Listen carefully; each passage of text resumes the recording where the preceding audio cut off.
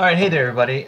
This is Derek. I was working in processing, and in this chapter we're talking about creating our own custom image processing example. So in the notes for the class, we're kind of just we're talking about P images and manipulating P images kind of by moving them around. But now we're going to look at some of the image processing features that we can use. Now, this is based off of the lecture by Daniel Schiffman where he discusses the pixel array image.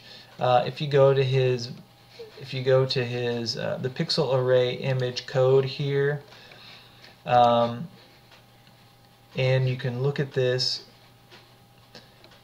and basing it off of this code, I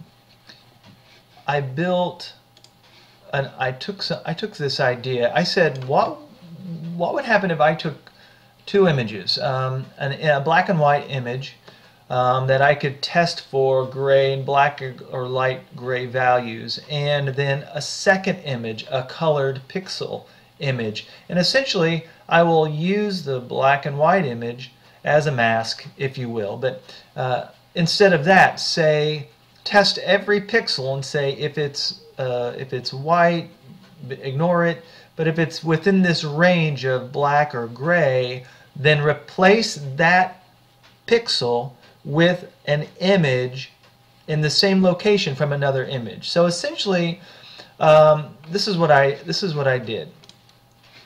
I found two images. I found a poster that I really liked, a black and white poster, this poster, and then another poster that I really liked, this poster of the original Star Wars image.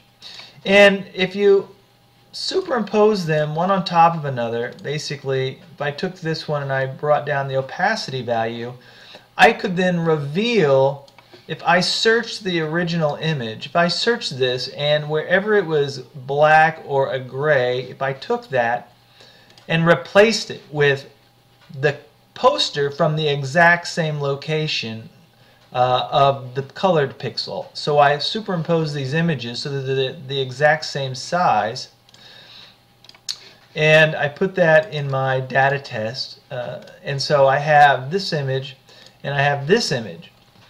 And so what I did was I went into processing and I said, okay, now I'm going to create three things. First, I'm going to load the P image of my Vader mask image, which is the black and white poster image. I'm going to load in the Star Wars original colored poster image. That'll be basically the one that I'm sampling colors from to replace in the mask. And then I'm going to draw those to a final image, which is the composite essentially of all the others. So I'm not really cutting out. I'm actually creating a brand new image that replaces the values of, or basically just merges the pixels of both images into one new one. So I set up my composition to be the size of my image, which was 500 by 750. I have my image, which is my Vader image. I load that, and I have that image brought in. This is my test. This is the one I'm going to be testing if it's either black or white. Then I have my Star Wars image where I load that image in. This is the one that I'm going to use as my color for the pixels that I'm going to replace into this one. So then what I do is I'm loading the pixels here, and I load my Star Wars pixels, so I have those loaded up. So essentially I have an array of colored pixels that I can sample and basically use as a reference when I want to swap out my black and gray images for these. So I'm going to load that first, and I load my image load pixels second. And then I run a nested loop on that. I have my Y values and my X values. Essentially, I'm going to be choosing a Y value and then drawing across in X. So I'm going to go to my first Y, 0, and then draw a cross. And I'm going to test each one of those to see. I'm going to get their values here. And then this is where the thing that comes in. I'm going to test if the R value is less than or equal to 100 and the G value is less than or equal to 100 and the B value is less than or equal to 100, which means it's either going to be black or some really dark shade of gray. Those are the pixels I'm targeting. If that's the case, replace those values with the pixels from the colored poster found at the same location. So here is the location for this, and since my images were exactly the same and I had superimposed them, then the image pixel that I want to replace in the new image is going to be at the same location. So wherever the image is black on the one that I'm testing, replace it from whatever pixels in that same location from the image below. And then I pretty much go pixel by pixel, making color replacements for it here.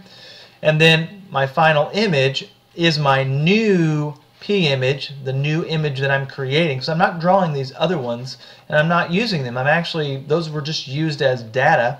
And then I'm drawing the actual image pixels at those locations here based on the color values that I have associated here, which is basically a combination of the original mass black and white image and this, and swapping them out. Then I update the final pixels so that I can actually display them. Then I draw the image on my screen, on my display window, and then I save the image as a composite so I can get the image itself. So when I do that, this is what I get. I have my sampled image, and then wherever it was black and white, I'm revealing the poster underneath it, and then it's great. I mean, it looks fabulous. It's exactly what I wanted it to do.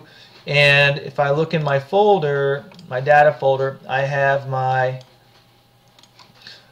final image composite. I did a 1 where I just tested for if it was black or not. So if you see that if it's just black, it left little spots, and then I upped it whenever I said, instead of testing it to see if it's black, use a value of gray, and and since I got this running,